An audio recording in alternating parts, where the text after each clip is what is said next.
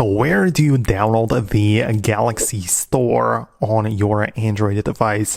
Let me explain it, and if you're new to Foxtecc, definitely subscribe so you don't miss videos like this one. So I need to explain it because a lot of people have asked me about it, and essentially the Galaxy Store is another way to install apps on your phone, right? So usually people go to this Google Play Store, you get inside, find an app, click on install, and you download it to your phone.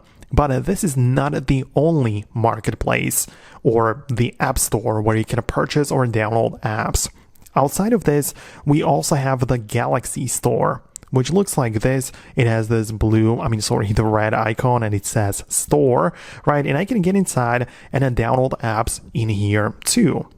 The point is that this is only available on Samsung devices, right? So if you have something like this Galaxy Fold, which I do, right, the Galaxy Store is going to be available on this device as well.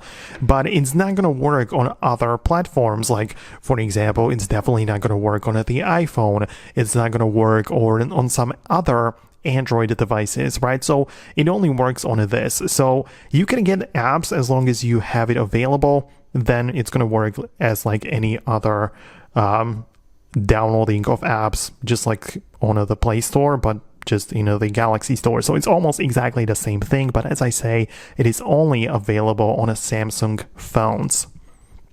So that's what you should really know about it.